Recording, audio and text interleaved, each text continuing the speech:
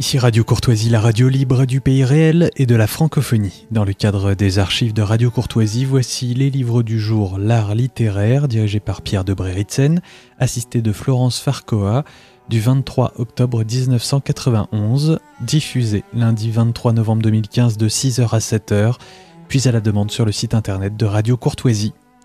N'oubliez pas que Radio Courtoisie est une radio culturelle associative. Afin de sauvegarder une indépendance absolue, Radio Courtoisie refuse toute ressource publicitaire. Radio Courtoisie ne vit que grâce à ses auditeurs. Aidez-nous à demeurer libres, adhérez à notre association. Pour cette année, la cotisation minimum est de 40 €. Envoyez votre chèque à Radio Courtoisie, 61 boulevard Murat, 75 016 Paris. Exceptionnellement, vous ne pourrez pas intervenir au cours de cette émission, mais vos lettres seront les bienvenues.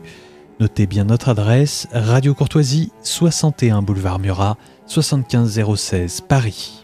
J'ai le plaisir aujourd'hui d'accueillir mon vieil ami Jean Raspail pour son plus récent roman, paru il y a 2 mois, et qui s'appelle Sire, avec un S, Sire de Jean Raspail, aux éditions de Fallois. On connaît Jean Raspail, qui est un romancier pittoresque et dont nous admirons beaucoup l'art littéraire. On sait qu'il a été d'ailleurs primé d'une façon tout à fait généreuse par l'Académie française pour moi Antoine de Tounas, n'est-ce pas? Et par Chateaubriand lui-même, par le prix Chateaubriand. Et le prix Chateaubriand, pour qui se souvient des hommes. C'est ça. Voilà. Alors, on le situe, il y en a bien d'autres. Il y a aussi des reportages. C'est un bourlingueur. Son inspiration principale, c'est le monde géographique, pourrait-on dire, les peuples, les différents peuples, les ethnies, et sa fantaisie, bien connue, et sa fougue, également bien connue, nous valent aujourd'hui, pour l'extrême fin de notre présent siècle, enfin pas tout à fait l'extrême fin encore, une très belle histoire, pure et nocturne, dirais-je, d'une restauration monarchique. Nous ne détaillerons pas beaucoup plus, pour laisser comme d'habitude au lecteur l'agrément de la découverte. Mais mon cher Jean, d'où vient cette nouvelle inspiration? Si on prend le fond du livre, donc, qui est en effet une restauration monarchique, bien que le jeune souverain Philippe Pharamond ne cherche pas le pouvoir, puisque au sacre, dans la cathédrale, il n'y a personne, c'est tout à fait secret. C'est dans une sorte de monde parallèle. Il ne cherche pas le pouvoir, il cherche simplement le rétablissement du symbole. Bon, ça on peut en reparler plus tard, c'est autre chose. Mais j'ai acquis la conviction par raisonnement, je suis royaliste. Bon. Je dois avouer que je ne l'ai pas toujours été. Non pas que j'étais républicain particulièrement. Quand même, le petit-neveu, l'arrière-neveu de Raspail. Oui, mais enfin, ça, c'est rien. Mon Dieu, ça vous l'a. Mon nom, hein. Bon. Oui. Et l'auteur du suffrage universel, s'il vous plaît. Oui, c'est Raspail, Louis-François Vincent Raspail, inventeur du suffrage universel, co-signataire de la loi Schœlcher sur la libération des esclaves, etc. Bon. Et physico-chimiste. C'est ça. Et alors j'en reviens donc, je réfléchissais pas particulièrement à ces choses-là quand j'étais plus jeune. Et je suis devenu royaliste par raisonnement au lieu avant de le devenir par sentiment. Maintenant je suis royaliste par sentiment. C'est une, comment dirais-je, c'est à la fois une mystique, une religion. C'est un mariage de raison qui a bien tourné. C'est la raison. Oui. Auparavant, c'est la raison, parce que quand on regarde le fonctionnement des sociétés, en particulier de la nôtre, vous parliez tout à l'heure que je m'étais intéressé au peuple, au pluriel, là, ce livre se passe en France, et c'est le peuple français qui est intéressé dans cette affaire. Donc, par raisonnement, j'en suis arrivé à trouver que la seule issue possible, souhaitable, je ne crois pas qu'elle soit possible, malheureusement pour le moment, mais c'est un pouvoir royal, parce que ça rétablit le grand accord qui a toujours eu lieu dans l'univers entre les souverains, les peuples et la divinité. J'ajouterais, et parce que, alors, le pouvoir n'est plus à prendre. Et Dieu sait si la gourmandise se trouve environnée. Le pouvoir n'est plus à prendre. Et puis ensuite, avant que soit inventé le système démocratique, sur lequel je ne porterai pas de jugement, il y en a qui fonctionnent, n'est-ce pas, c'est-à-dire la majorité qui est la légitimité du président devient du plus grand nombre. La majorité. Bon. Oui. Mais auparavant, avant qu'on ait inventé ce système, je ne vois pas de quel droit un être humain pouvait s'arroger un pouvoir sur d'autres êtres humains. Bon, au droit de la force. Bon, mais c'est pas forcément le bon système. Peut-être si le génie, d'accord, de temps en temps. Mais la seule légitimité qu'avaient les souverains avant qu'on ait inventé la démocratie, c'est-à-dire la légitimité populaire, c'était une sorte de légitimité divine. C'était d'ordre divin. Oui, il faut l'étage au-dessus. Et ça, voilà, il fallait l'étage au-dessus. Sans ça, le fait qu'un homme s'arroge un pouvoir sur un peuple, comme ça, à la force du poignet, simplement, ça ne suffit pas. Ça ne suffit pas. L'accord ne peut se faire, mais il n'a pas de durée. Tandis qu'avec la monarchie, vous le disiez tout à l'heure d'ailleurs, il y a une extraordinaire durée. Et la présence du sacré dans le pouvoir, c'est quand même quelque chose. J'ai entendu, si vous voulez que je vous raconte cela maintenant... C'est intéressant parce que c'est tout de même les sources de votre inspiration en ce qui concerne ce livre, sur lequel je vais revenir d'un point de vue littéraire. Parce que je ne voudrais pas donner l'impression à nos auditeurs que vous avez fait une espèce de thèse sur... Vous avez raison. Votre livre est suffisamment rempli de fantaisie. Oui, c'est une sorte de grand roman d'aventure. Et c'est ce qui le rend d'ailleurs si attachant. Ah oui, il y a un mélange des genres qui aurait pu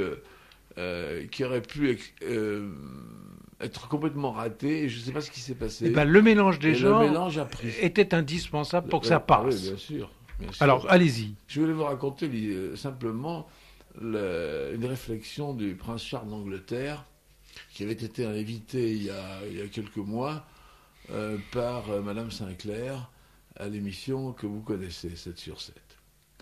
Et Madame Sinclair, à un moment, dit au prince Charles d'Angleterre: mais enfin, monseigneur, elle disait ça très courtoisement d'ailleurs, parce qu'il était visiblement sous le charme. Mais enfin, monseigneur, une royauté comme ça, en 1990, enfin, est-ce que ça a un sens, véritablement? Et à ce moment-là, le prince Charles lui a dit: mais madame, il ne faut pas oublier que dans la monarchie britannique, comme dans d'autres, il y a une part de sacré et de divin dans le pouvoir qui nous est donné, dans le reste du pouvoir qui nous est donné. Alors moi, je me suis levé de mon fauteuil, j'ai fait merci monseigneur, je me suis rassis et j'ai trouvé ça superbe comme réponse en 1980. Ah oui, c'est une réponse simple. Donc c'est la vérité. Vous aviez commencé votre livre en ce moment-là? Oui, il était commencé. Oui, c'est un livre que j'ai commencé déjà depuis 2 ans environ. Oui. Très vite dans ce roman, qui est de dimension, on va dire, moyenne. C'est un livre qui jouxte les 300 pages, c'est ça. Très vite, il y a, on peut dire, 2 catégories d'êtres qui apparaissent.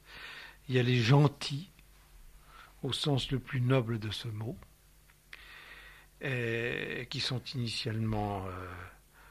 en Bretagne, dans une île rocheuse. Et, chère madame, si vous avez la bonté de nous lire ce passage, ça me ferait plaisir.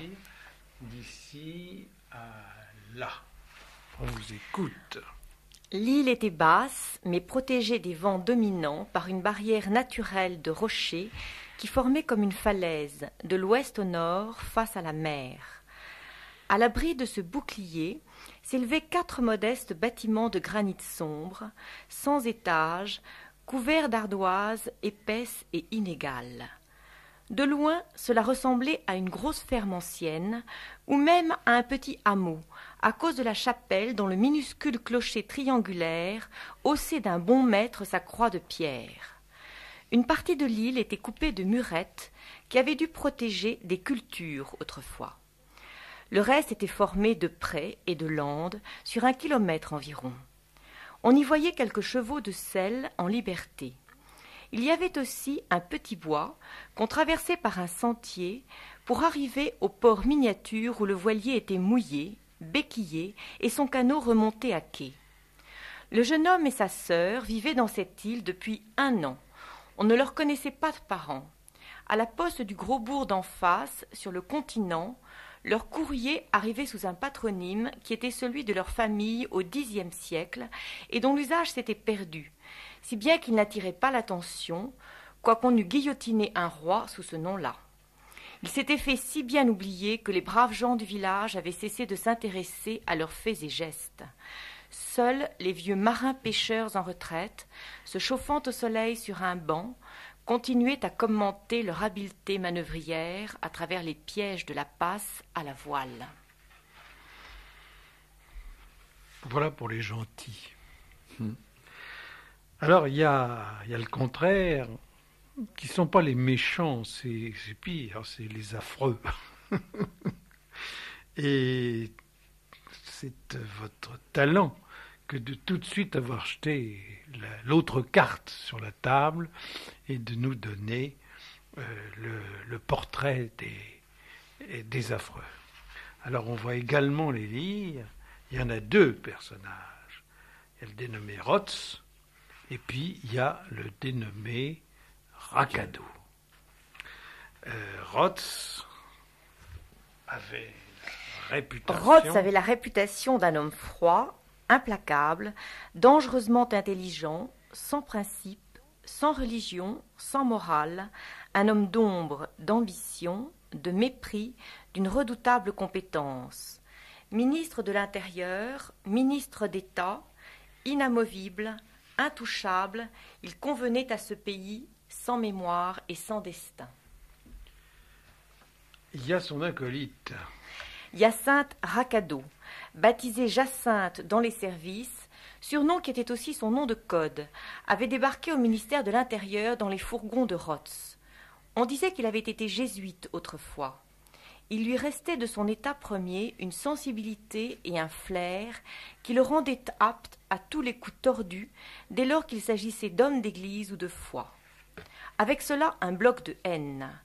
Rotz, qui le connaissait bien, lui avait confié la section des renseignements généraux, chargée plus particulièrement du culte catholique, du clergé et de tout ce qui comportait encore dans ce pays une sorte de fondement religieux.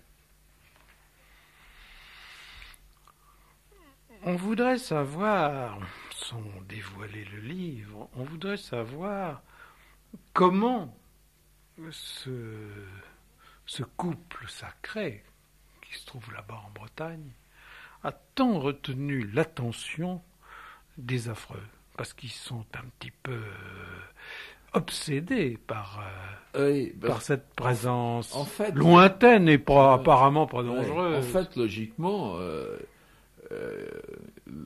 ce couple des affreux, le ministre de l'Intérieur, donc Pierre Rotz, et son sbire Rakado, n'aurait dû accorder aucune espèce d'importance à il n'aurait même pas dû savoir. Qu'on a complètement oublié, qu'on ne faisait même plus surveiller parce que son importance politique était nulle, que la population en 1999 avait complètement oublié, donc il n'avait aucune espèce d'importance. Vraiment, Rotz est un personnage très complexe fin, et complexe.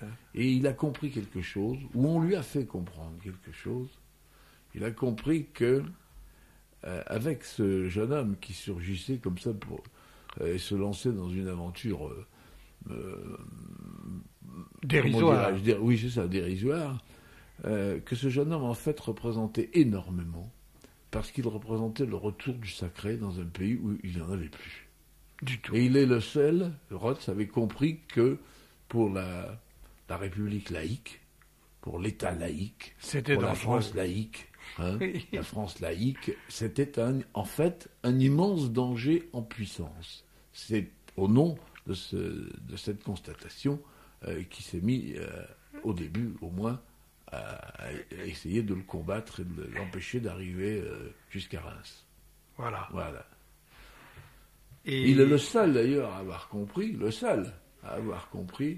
que c'était ça. Et Parce que par la un notion de cadeau- sacré était tellement perdue en 1999 en France que plus personne n'aurait pu voir un danger quelconque dans un retour comme ça du sacré.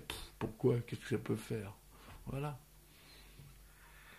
Oui, je suis en train de me demander, un éloge que je vais faire là, je suis en train de me demander si le poids, la densité de ce dernier livre n'est pas égal en réalité et également en prospective du camp des Saints. Dans un autre domaine, bien entendu, mais c'est une autre prophétie. Parce que Écoutez, quand même... Alors, ça me réjouirait, mon cher Pierre. Oui, ça me oui, réjouirait, bien, oui. parce que le camp des Saints que j'ai écrit Oui. en 1971 et 72, qui est paru en 1973, et qui paraît décrit toujours. un procès, et qui est toujours imprimé, mais qui décrit un processus d'invasion pacifique de l'Occident par Vous le avez dit tiers-monde. invasion. J'ai dit invasion, oui. Invasion pacifique de l'Occident par le tiers-monde, et qui a même décrit de façon tout à fait étonnante des scènes qu'on a pu voir 15 ans plus tard à la télévision. Oui. Voilà.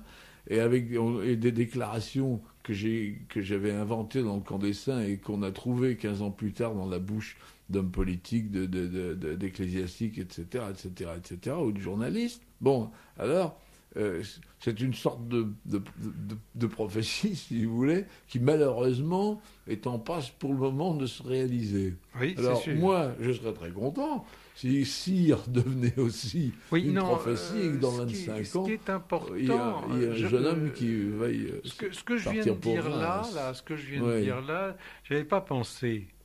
J'y pense maintenant, Oui. spontanément. Et il est vrai qu'à la fin de ce siècle, la disparition totale de toute espèce de sacré est inquiétante. Est inquiétante pour le peuple, certes, mais pour le pouvoir aussi. Parce qu'à quoi vont-ils se raccrocher? Vous savez que ce que vous dites là, et ce qu'on constate, c'est exactement la raison profonde, et qui n'est jamais soulignée d'ailleurs, de ce qui se passe dans notre société actuellement. Il y a les droits de l'homme, mon cher. Oui, d'accord, mais on dit en ce moment la France, il y a un problème de société, en plus de tous les problèmes économiques qui se présentent. Un problème de société. Alors, quand on a dit un problème de société, on croit avoir tout dit et expliqué tout ça. Mais c'est pas un problème de société, c'est un problème c'est un problème de cœur et d'âme. Oui. Vous savez, dans le cœur et l'âme, on met des tas de choses. Hein. On met Dieu, on met la religion, on met la culture, on met l'amour. Mais moi, j'appelle ça comme ça. J'aime mieux, je suis plus à l'aise entre le cœur et l'âme, n'est-ce pas? Eh bien, il y a un vide terrible, chez les Français, là. Un vide dont, quelquefois, ils sont inconscients. Ils ne savent pas ce qu'il leur manque. Pas que chez les Français. Oui, il n'y a pas que chez les Français, mais chez nous, c'est quand même pas mal. D'autant plus, et votre livre vient à son heure, que la grande lueur à l'Est... Et la néo-religion que vous savez, elle est morte. Ouais. Elle est bien morte. Avec quelle nostalgie dans les yeux des gens qui nous gouvernent et nous informent. Maintenant, j'ai un peu noirci le tableau en 1999. Je veux dire que... Dites-moi, c'est... On a encore 7 ans devant nous. Oui, hein. Oui, c'est vrai. Ouais. Ouais. Comme en général, les choses ne s'arrangent pas. En effet, quand je décris les grandes mégapoles inhumaines, on y est déjà. Vous n'êtes pas très loin dans cette vision, on a le droit de dire pessimiste du monde, de cette personne que j'aime beaucoup, parce que je crois que c'est un très très bon écrivain, que vous avez primé au prix Chateaubriand de l'année dernière, et qui est Madame Chandernagor. Oui. Elle a pris un petit peu plus de place pour le dire. Oui, il y a de ça. Hein. Oui, bien sûr. Il y a de ça. Alors, Rotz, il fasciné quand même par cette espèce de petit bout de sacré qui demeure. Il regarde attentivement la photo du personnage numéro 1 et qu'il a par les renseignements généraux. Rotz examina attentivement la photo, vieille d'1 an, qui était jointe au dossier.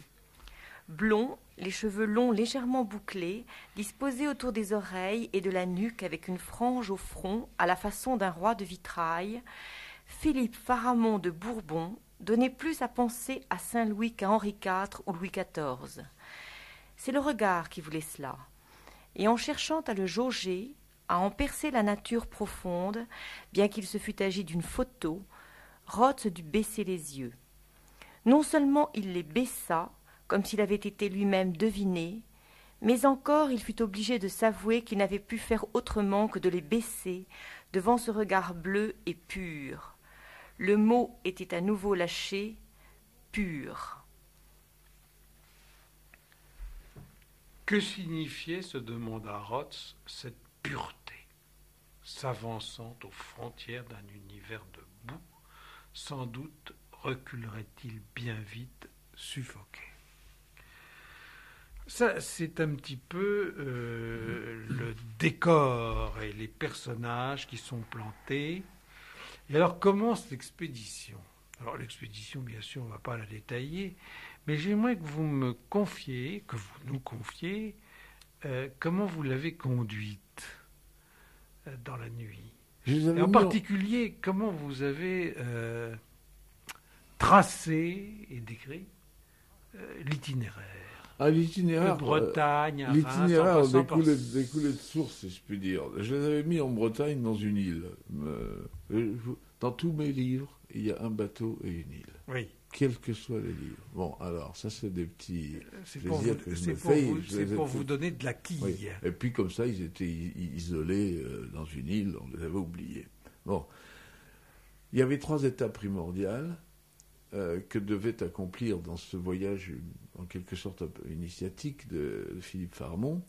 Il y avait d'abord une halte à Saint-Benoît-sur-Loire, où, vous ne le savez peut-être pas, est enterré le seul roi de France dont le corps n'ait pas été profané et détruit à la Révolution française.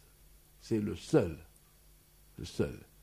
Parce qu'il est enterré, et c'est Philippe Ier, c'est le troisième Capétien. Oui.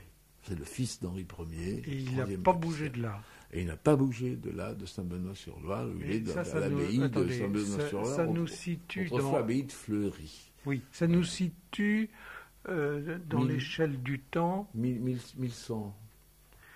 Et les locaux, si j'ose dire, sont demeurés les mêmes. Une partie. Là où il est enterré. Ah oui, en tout cas, la crypte où il est enterré, c'était comme ça. Et moi, je l'ai visité, c'était extraordinaire. Bon. Ouais. Donc, c'était une étape indispensable. Parce que l'abbaye, pas l'abbaye, mais l'église de Saint-Benoît est beaucoup plus récente. Oui, elle est je pense qu'elle est du 15e, oui. Ou comme ça. Je ne me suis pas attardé là-dessus, d'ailleurs. Oui. Alors, ça, c'est la première étape. Et le jeune homme va s'incliner. Là. Et puis, il y a quand même d'autres choses qui se passent à Saint-Benoît-sur-Loire. Oui, il y a des renforts. Oui, il y a des renforts. Il y a un personnage en particulier, une espèce de chef d'orchestre. Ouais. Qui est très intéressant. Il y a la deuxième étape, c'était naturellement Saint-Dié. Mais alors pour la première étape, de la Bretagne, du sud de la Bretagne jusqu'à Saint-Benoît-sur-Loire, eh bien, comme je les ai fait partir à cheval par le cours de la Loire. D'abord, la Loire est une rivière que je connais bien et que j'aime beaucoup. La Loire elle-même, l'eau. Je ne vous parle pas des châteaux qui sont autour. Je parle du fleuve. Oui. Qu'on dit actuellement le dernier fleuve sauvage, etc. Oui. D'ailleurs, je suis membre de l'association écologiste. C'est le premier acte écologiste que j'ai fait de ma vie, parce que je me méfie des engagements de tout genre. Mais je me suis engagé fortement dans la défense du du dernier fleuve sauvage d'Europe, qui est la Loire, n'est-ce pas? Oui. Ici, Qui continue de s'il y a l'être. 2 ou 3 barrages qui se font pas, c'est un tout petit peu, un millième, un petit peu grâce à moi. Bon, Oui. ça, c'est ferme la parenthèse. Donc la Loire est un fleuve sublime.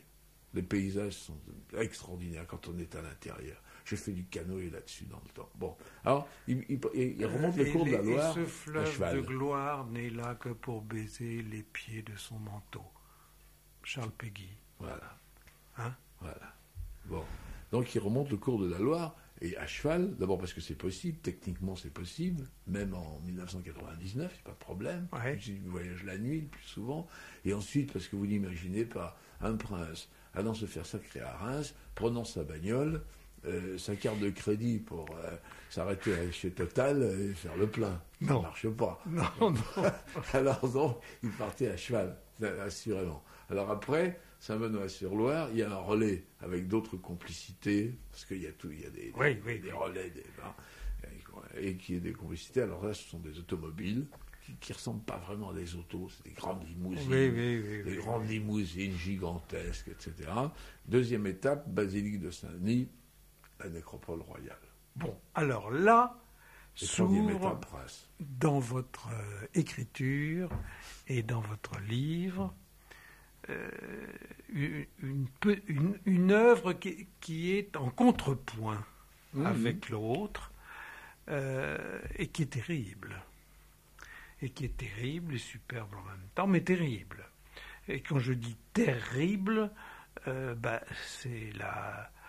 cet adjectif vient de la terreur de 1792 et 1793. Oui. Et alors vous marquez dans cette description des pillages et des profanations de la basilique de Saint-Denis, une érudition qui a dû vous demander beaucoup de recherche et beaucoup de travail. On me dit ça, pas tellement, parce que où qu'il est-ce qu'on suffit trouve d'avoir 2-3 amis historiens, Oui. hein, et qui m'ont trouvé tout de suite les documents. Et j'ignorais, moi, cette affaire. Je savais que les tombes avaient été pillées. Moi, on me l'a même appris à mais je l'école. n'avais pas le détail. Oui, Et quand je suis tombé sur le détail, j'étais complètement horrifié. horrifié. Alors, si j'ai fait cette description du sac des tombeaux et du sac des corps, enfin, de la profanation des corps des rois et des princes, c'est pas Et pour il défile, là, c'est pas un acte et il gratuit défile ou un les morceau rois. c'est pas un acte gratuit, un morceau de bravoure que j'ai voulu, un exercice de style. Non, que ça j'ai ne se voulu sent pas d'ailleurs comme ça. Parce que ça s'intégrait absolument dans le récit, puisque le récit c'est le retour du sacré. Les 2 ou 3 retours en arrière que j'ai pu faire, celui-ci et celui de la Sainte-Ampoule, c'était simplement pour raconter comment avait été éradiqué sous la Révolution le sacré, comment on avait fait ça et de quelle façon on l'avait fait. Il fallait aller jusque-là, Voilà, en effet, pour voilà. éradiquer le je dois sacré. dire que ma stupéfaction était totale quand j'ai appris que la foule avait pris le cadavre d'Henri IV, qui était pourtant un roi populaire, n'est-ce pas, l'avait dressé contre un pilier, lui avait ouvert le ventre pour en sortir les intestins et ce qui restait, les étoupes qu'on y avait mis, lui avait arraché sa moustache, qu'on a arraché les dents de Louis XIV, qu'on a disposé les jambes de la pauvre Marie-Thérèse, qui était la reine de France, la femme de Louis XIV, qu'on lui avait disposé de façon obscène avant. Non, je voulais dire de Louis XV. Marie-Thérèse, oui, de Louis XV, qu'on avait déposé de façon. Non. Marie-Thérèse. Femme de Louis XIV. Oui, c'est la femme de Louis XIV, c'est Ah, c'est Marie Legzinski, oui, la femme de Louis XV, c'est ça, oui. qui a également eu un sort fort triste, mais qu'on avait eu. Enfin, c'est vraiment épouvantable. Et la haine de la populace. Ça s'est passé en combien de temps, ça? Oh, il a fallu. Quelques semaines? Non. C'est quelques jours. C'est quelques jours. Le pillage du trésor lui-même et la destruction d'une partie de la basilique, ça a duré plus longtemps, n'est-ce pas? Mais ça, il s'agit d'objets, de lieux. Mais la profanation des corps est quelque chose de terrible. Alors imaginez quand même qu'on a ouvert, on a creusé une fosse qui est grande comme ce studio, si vous voulez, 3 mètres sur 4, 2 mètres de profondeur, et on a versé là-dedans tout le contenu de 700 ou 750 cercueils, parce que non seulement il y avait tous les rois, depuis Dagobert, s'il vous plaît, c'est-à-dire il n'y avait pas que les Capétiens, il y avait les Carolingiens, les Mérovingiens, puisque Saint-Denis est une nécropole royale depuis Dagobert Ier, n'est-ce pas? Bon, ça monte donc très très loin au VIe siècle. Bon. Mais il y avait aussi des princes, il y avait des reines, des princesses, des princes mornais, des grands chambellans, il y avait 750 personnes qu'on a dans des états divers. Certains étaient bien conservés, parce qu'ils avaient été embaumés, d'autres étaient dans des états liquides, enfin, bon, c'était une abomination, tout ça, et on a tout versé là-dedans, dans cette fosse. Et pour me permettre une comparaison, si vous voulez, comme une sorte de... vous savez, les concrétions de César, ou les compressions du sculpteur César, c'était une compression de rois et de princes. Moi, j'appelle ça, d'ailleurs, dans mon livre, une communion charnelle de rois. Un bloc de déchets, et qui représentait 700 rois, reines et princes de France. Extraordinaire. Il y a un personnage qui est très, très tendrement sympathique, c'est à Saint-Denis, mais alors à Saint-Denis contemporain, le dénommé Tibérien et son petit-fils. C'est mignon comme tout, ça. Ce sont vraiment des prolétaires actuels et qui gardent indiscutablement un lien avec le sacré de la basilique Saint-Denis. Ah oui, dans le livre, il sert aussi de relais, ce Tibérien.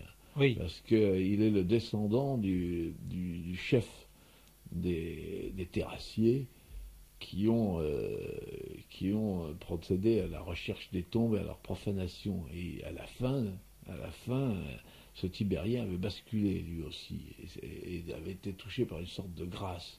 À force d'abomination, il avait changé de côté. Oui. Et c'est son descendant que l'on retrouve à Saint-Denis et qui joue un rôle important dans l'histoire. C'est un relais. On va tourner la page sur ce contrepoint qui est d'une lecture littérairement très belle, mais qui, à mon avis, doit plutôt passer par les yeux que par les oreilles. C'est pour ça que nous n'en lirons pas de passage ici. En revanche, nous allons nous diriger vers Reims, où vous étiez hier, pour, on peut dire, le dernier acte de cette restauration symbolique, et là entre en jeu la Sainte-Ampoule. Alors de la même façon, vous avez un autre contrepoint où vous êtes d'une érudition de joaillier, on pourrait dire, et en même temps de grand prêtre en ce qui concerne cet objet qu'on aimerait voir. Pour le voir, c'est difficile. Ce qu'il en reste dans le coffre, dans un coffre de l'archevêché, oublié depuis une trentaine d'années. Et d'ailleurs, à une radio de Reims hier, qui était d'ailleurs la radio de l'archevêque, qui s'appelle Radio Fourvière, c'est la radio de l'archevêque de Reims. Et ils ont été assez fair-play d'ailleurs, je veux dire. Et j'ai adjuré l'archevêque de Reims à sa propre radio de bien vouloir enfin ressortir ce qui reste de la Sainte-Ampoule sur le Saint-Crème contenu dans une petite bouteille d'Emery, enfin tout ce qui reste du Saint-Crème de Clovis, de bien vouloir le sortir de ce vieux coffre où il est abandonné, oublié comme un déchet sans importance, de bien vouloir le remettre dans un reliquaire, au moins dans une chapelle latérale de la cathédrale de Reims avec une petite lumière dedans, parce que c'est avec ce baume, ce Saint-Crème, donc cette Sainte-Ampoule, qu'ont quand même été sacrés tous les rois de France. Depuis Clovis, attention à de nouvelles profanations. Sauf 4. Oui. Attention à de nouvelles profanations. Oui, on peut leur fermer quand même. Oui. Je rappelle à nos auditeurs que nous sommes en train de parler d'abondance du dernier roman de Jean Raspail, Sire, paru aux éditions de Fallois. Alors, chère madame, vous allez avoir la bonté de nous dévoiler cette Sainte-Ampoule, car la description en est fort belle.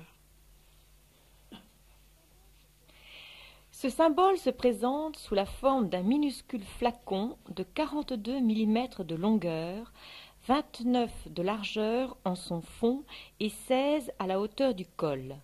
Il est en verre, mais peu transparent, empli d'une substance rougeâtre, le col en revanche blanchâtre puisque vide. Sa grosseur est celle d'une figue, son bouchon un taffetas rouge. Selon l'historien religieux Don Marlot, qui l'eut en main au XVIIe siècle, si l'on y applique l'odorat, il sent tout à fait le baume le plus exquis. Le liquide que contient le flacon se compose de deux substances. L'une, résineuse et très odorante, est un baume de couleur rouge, peut-être d'origine alchimique, et nul ne sait quand, ni par qui, ni avec quoi il a été élaboré. L'autre, avec lequel on le lit, est tout simplement le Saint-Crème, mélange d'huile d'olive consacrée et d'un autre baume parfumé dont l'usage remonte au roi Saül et qui sert aux onctions lors de certains sacrements. L'ensemble forme une sorte de liqueur qui n'est pas entièrement liquide, mais un peu desséchée. Seul l'archevêque de Reims avait le privilège d'y puiser avec une aiguille d'or, et jamais le niveau n'en baissait en dépit des emprunts successifs. C'est Froissart qui l'écrit. Le flacon est enchâssé dans un reliquaire d'or en forme de colombe, bec et pattes de corail, serti dans une patène de vermeil cerclée de pierres précieuses. Une chaîne d'argent permet de la porter au cou. Il s'agit de la Sainte-Ampoule, confiée depuis le IXe siècle à la garde des moines de l'abbaye de Saint-Rémy, aux portes de Reims. Et sans Sainte-Ampoule, pas de roi. Tous les rois, sauf Henri IV, parce que la Sainte-Ampoule était aux mains de la Ligue, et là donc on employait une Sainte-Ampoule de rechange, qui n'était pas tout à fait aussi sacrée que la première, mais avec l'autorisation de tous les évêques présents. Voilà. Donc c'est l'autorisation de tous les évêques présents qui se substituait à une déficience du sacré dans la Sainte-Ampoule de rechange. Ça s'est produit 2 ou 3 fois, mais toujours pour des raisons politiques. Et d'ailleurs, cette Sainte-Ampoule était confiée donc aux moines de Saint-Rémy, et quand elle sortait de Saint-Rémy pour être apportée au sacre dans la cathédrale, elle était puissamment escortée militairement par des gardes qu'on appelait les chevaliers de la Sainte-Ampoule. Ouais. Vous savez que les Anglais ont bataillé, toutes les batailles qui ont eu lieu autour de Reims avant le sacre de Charles VII, et qui a conduit Jeanne d'Arc, c'était pour barboter la Sainte-Ampoule. Oui, bien sûr. Parce que sans Sainte-Ampoule, pas de roi. Pas de roi. Voilà. Et ce qui est tout à fait savoureux, c'est que les conventionnels... Ah ouais, ça c'est une histoire ahurissante. Quand j'ai découvert ça... Les conventionnels, ce sont eux les esprits forts, dites-vous, les sans-dieux, qui devraient plutôt se taper les cuisses à l'idée que l'on pu croire encore à ces ridicules balivernes, et qui vont précisément, par une sorte d'acte de foi confondant, faire voter toute affaire cessante par la Convention la destruction de la ci-devant Sainte-Ampoule, monument honteux créé par la ruse perfide du sacerdoce pour mieux servir les ambitions du trône, etc., etc. C'est extravagant. Et c'est historique. Ah oui, complètement. Alors, je n'ai pas inventé un mot. C'est la Convention, après avoir coupé la tête de Louis XVI, la Convention s'aperçoit qu'il y a la Sainte-Ampoule, et justement, c'est ce que j'écris. Enfin, ces gens ne devraient pas y croire, devraient s'en foutre complètement, comme de leur première chemise, et au contraire, ils envoient une commission dirigée par Roule, qui est un des plus à gauche de la Convention, qui est un hébertiste, enfin ce sont les plus affreux, quoi. Les pervers, les vrais pervers. Les horribles, les horribles. Et c'est le représentant Roule qui s'en va à Reims pour détruire la Sainte-Ampoule. Alors il faut d'abord la retrouver, elle avait été cachée, bon il l'a trouvé, il la casse à coups de marteau sur la place royale devant la cathédrale de Reims. C'est un poème extravagant. Et après commence un mystère, et un roman policier que je détaille dans le livre, ne détailleront pas ici, parce que a-t-elle été vraiment complètement détruite, Roule en a-t-il gardé un petit bout pour pour s'en servir de levier politique, parce que on disait que Barras tenait le dauphin au temple, hein, le vrai ou le faux, peu importe, le dauphin au temple, et roule avec la bande des afro-gauchistes, peut-être tenait un petit bout de Saint-Ampoule. Oui, c'est quand même très, très, très étrange comme histoire. Et ça dure, cette histoire de Saint-Ampoule jusqu'à nos jours. Et vous trouvez ça réconfortant. Oui, en effet, n'est-il pas surprenant de s'en prendre à une relique à qui l'on nie tout pouvoir, s'acharner à vouloir la détruire, n'est-ce pas craindre sa puissance? Ces fronts bas n'ont pas de ces subtilités, mais peut-être les défroquer, Fouché et Roule. Oui, Roule était un pasteur défroqué, Fouché, comme tout le monde le sait, était un prince défroqué. Le royaume n'est pas de ce monde, dites-vous à un moment donné, dans la progression de votre livre, à propos précisément de la suite, c'est-à-dire du comportement de Philippe, enfin du roi, face à un personnage qui s'appelle Monsieur X et qui est bien entendu désigné de la sorte pour montrer qu'il est mystérieux.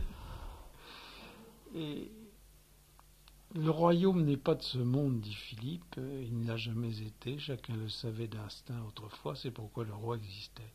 Tenant son pouvoir de Dieu, il était la préfiguration de l'espérance transmise de souverain en souverain. À présent, plus rien ne comptait, le passé, le présent, même l'avenir, toutes ces phases superposées, qui s'étaient l'une après l'autre étouffées depuis la mort de Louis XVI, au lieu de procéder harmonieusement l'une de l'autre, c'est-à-dire dans l'ordre divin. Revenir à une épure du royaume. Une épure seulement. Qu'est-ce qu'il peut faire d'autre, le pauvre? Oui. Parce que la scène à laquelle vous faites allusion aussi, c'est la scène d'une sorte de la confrontation, la seule véritable dans le livre, entre le jeune souverain, qui en fait a toujours évité le choc avec la réalité, oui. Hein, mais là, ce monsieur X, qui est une des plus grandes fortunes d'Europe, un immense financier, et qui lui aussi fait partie des relais, des messagers, des complicités qui existent pour conduire Philippe Pharamond à Reims, et il l'oblige quasiment à regarder en face le pays tel qu'il est, l'état du royaume en 1999. Oui. Alors il a choisi à ce moment-là une station une aire de repos d'autoroute d'où on voit la mégapole autour. Oui. De nous lire ce petit passage-là, suivi de celui-ci, parce que c'est M. X qui est à l'origine de ça. Autrefois, on pouvait parcourir presque tout le pays sans quitter le couvert des arbres. Il y avait des centaines de petits bois qui prenaient le relais entre les forêts. Aujourd'hui, ça s'arrête là. Encore avons-nous fait de nombreux détours pour nous ménager un sursis. C'est mon itinéraire habituel. Ensuite, contraste. Remontant la bretelle d'accès à l'autoroute, les deux voitures firent surface à coups de gyrophares et de sirènes au milieu de la circulation encore assez dense à cette heure. Des bourreaux velus, rameutés de tous les coins d'Europe, conduisaient d'énormes semi-remorques rugissants, des super-tankers, des porte-conteneurs, des citernes grosses comme des maisons, parmi lesquelles se glissaient des petits hommes gris et pressés, piqués au volant de leur automobile comme des insectes sur un bouchon. Contraste. Et ces personnages, c'est ce que vous appelez sans charité l'écume de la multitude. Oui. Oui.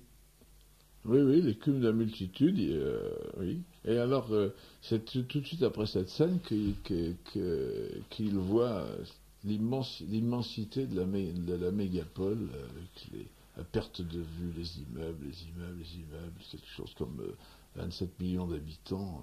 D'ailleurs, l'Île-de-France aura probablement 27 millions d'habitants. Pour le moment, 1999. elle a 10 millions. Oh, bien plus que ça. Oui. On en est à 12 ou 14, je crois, maintenant. Oui. Hein. Et pour ça comme que on est quand en train de vider les campagnes... Oui, pour ça que quand on nous dit que Mexico a 17 millions d'habitants, ça nous fait peur, mais au fond... Oui, mais c'est que Mexico. Moi, quand je parle de mégapole, c'est vraiment que toutes les villes se relient les unes entre les autres. Oui. Maintenant, de Rouen à Paris. Hein, bon, enfin, ça c'est un détail, mais cette scène est une sorte de tentation. Cette scène est faite pour que le jeune souverain soit tenté, en voyant cet état du royaume qui ne correspond absolument pas à l'idée qu'on en a, qu'il s'en fait, n'est-ce pas, de refuser et de repartir chez lui. En somme, c'est une tentation. Il dit je refuse. Et c'est à ce moment-là qu'il a compris que personne ne lui demande de reprendre le pouvoir pour commander à ça, c'est ça. Mais que simplement, c'est une épure de royaume intérieur qu'on lui demande de retrouver. Une épure de royaume, le royaume n'étant pas de ce monde. Voilà, exactement. Ouais. C'est à peu près expliqué là-dessus. Oui. Ce qui est très pittoresque, c'est qu'en 1999, parce que nous sommes en 1992 bientôt. Non, mais nous sommes en 1990. Ah oui, 99. Oui. En dépit, dites-vous, des déprédations, on visitait encore la basilique de Saint-Denis. Et il y a des personnages là qui sont très intéressants à voir, bien trouvés. En dépit des déprédations, on visitait encore la basilique Saint-Denis en 1999. Avertis dans leurs hôtels, les touristes évitaient le métro et débarquaient en car sur le parvis, mais leur nombre se raréfiait de mois en mois. Rien à reprocher cependant aux robustes et rébarbatives antillaises de la Direction générale des musées, qui veillaient aux heures d'ouverture sur les tombeaux de nos rois, sorte de gardes suisses posthumes, féminins et de race noire. Elles ne plaisantaient pas avec la consigne et refusaient de vendre des billets pour la visite des tombeaux à toutes les gueules qui ne leur revenaient pas. Et pour cela, elles avaient l'œil à l'affût derrière le guichet de leur guérite, d'où elles surgissaient comme des furies à la moindre tentative frauduleuse de franchissement du tourniquet. Dans cette sorte de guerre civile, elles avaient choisi leur camp. Les plus coriaces de ces Amazones d'ébène s'appelaient Rose et Rachel, 2 sœurs. 100 kilos chacune, des mains comme des battoirs à linge, des biceps de coupeurs de canne à sucre, un coup de taureau et cette prodigieuse rapidité de déplacement qui surprend parfois chez les gros, avec ça jamais malade, jamais absente, le désespoir des syndicats, se relayant l'une à la guérite, l'autre patrouillant comme un char d'assaut le long des grilles de protection des tombeaux. Elles avaient fait de leur fidélité au roi de France la suprême justification de leur exil, loin de leur cocotier natal. C'est bien trouvé, ça. Ah, Rose et Rachel, oui, je les aime bien. Oui, il y en a une qui... Mais d'ailleurs, c'est vrai, vous savez qu'à la basilique Saint-Denis, actuellement, en 1992, le personnel de la partie musée, la partie musée, est un personnel antillais. Ah oui. Ah oui. Moi, j'ai passé des heures, moi, à la basilique Saint-Denis, des heures. Des heures. Ah oui, des heures, des journées entières, assis simplement à réfléchir. Et il y a beaucoup de monde qui passe. Pas trop, non. C'est-à-dire que j'engage les auditeurs à descendre dans la crypte et aller quand même saluer les 6 tombes anonymes qui sont... C'est bien fait, ça a été très bien restauré. Il y a 6 tombes, 5 seulement sont occupées. Et chose étrange, alors dans ces 6 tombes, il y a Louis XVI, Marie-Antoinette, Louis XVIII, oui, à qui le n'est prince rien de Condé. arrivé. Oui, c'est ça, Louis XVIII. Charles X Non, non, Charles il est en X, Allemagne. en Yougoslavie. Charles X, et puis deux princes qu'on a retrouvés postérieurement à la profanation. La dalle des tombes est anonyme. Il n'est pas marqué que là est Louis XVI, ou que là est Marie-Antoinette, ou que là est Louis XVIII. Je crois, je n'ai pas posé la question aux conservateurs d'ailleurs, mais j'ai même pas envie de la poser. Je crois qu'on a maintenu ces tombes anonymes pour éviter des manifestations, des manifestations de fidélité. Oui. Pour éviter que le 21 janvier, la tombe, celle de Louis XVI, soit brusquement couverte de tout ce qu'on voudra. De fleurs. Oui. Je crois que c'est encore un acte de désacralisation posthume.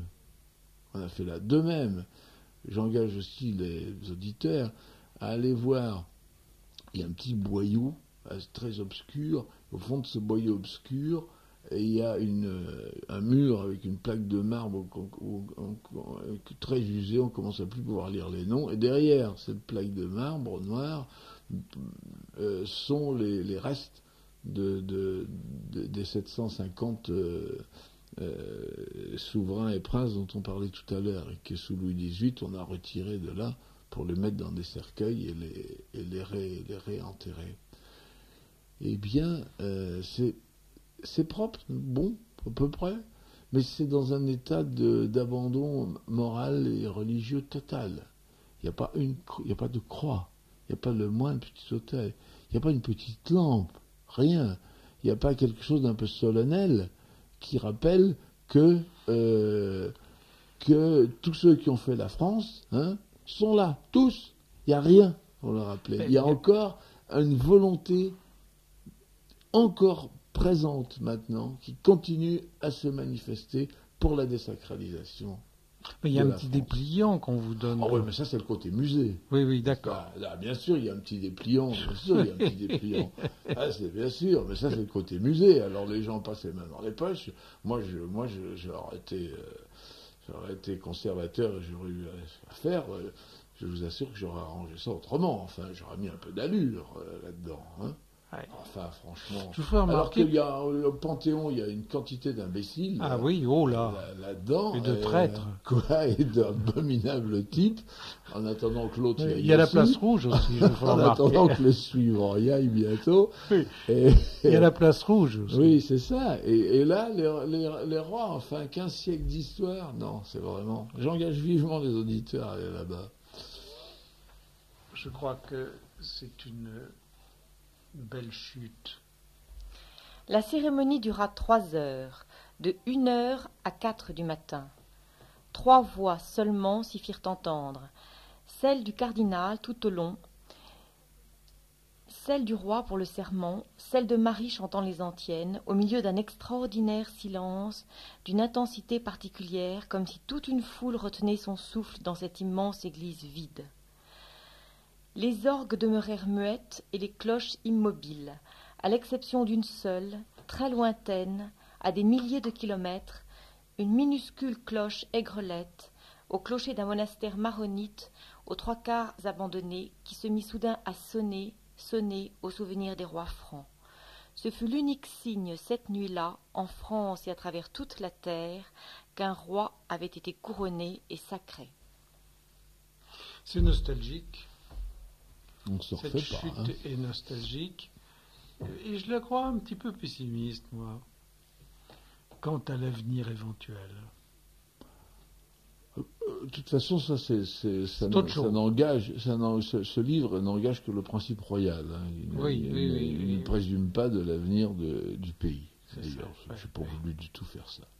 J'ai voulu vraiment écrire le retour du principe royal sous une forme de roman d'aventure et de roman à la fois métaphysique et religieux d'aventure. Voilà. C'est ça que j'ai voulu faire. Je répète que pour nos auditeurs, qu'à la lecture de ce livre, ce mélange des genres est vraiment le coup de baguette permanent sur la plupart des chapitres qui donne la réussite de ce livre. Parce que ça aurait pu être très ennuyeux, ça aurait pu être gênant par un côté humoristique, par un côté concasseur, si je puis dire, dans tous les sens du mot, polémique, etc. Et là, il y a vraiment un mélange qui fait une sauce suprême.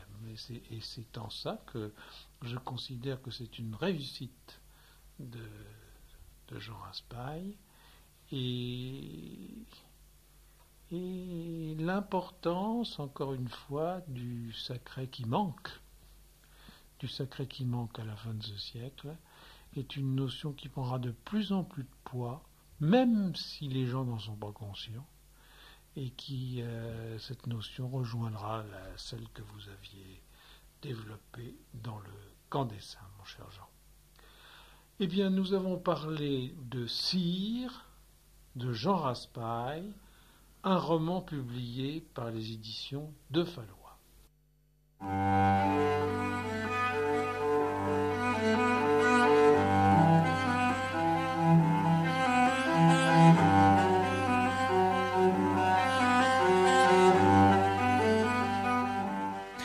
Ici Radio Courtoisie, la radio libre du pays réel et de la francophonie. Dans le cadre des archives de Radio Courtoisie, vous venez d'entendre les livres du jour, l'art littéraire, dirigé par Pierre de Bréritsen, assisté de Florence Farcoa, du 23 octobre 1991, diffusé lundi 23 novembre 2015 de 6h à 7h, puis à la demande sur le site internet de Radio Courtoisie.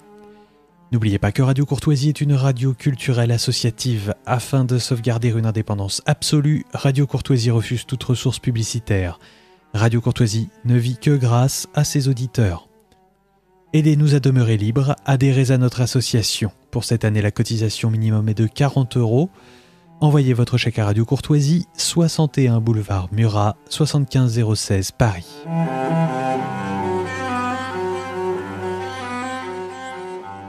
Nous pouvons vous faire parvenir un enregistrement de ces livres du jour. Commandez le CD-ROM pour le prix franc de port de 9 € ou 6 € seulement si vous êtes adhérent de notre association. En rédigeant des chèques distincts pour la cotisation et pour l'enregistrement, vous faciliterez la tâche de notre secrétariat bénévole. Je vous rappelle notre adresse à Radio Courtoisie, 61 boulevard Murat, 75 016 Paris.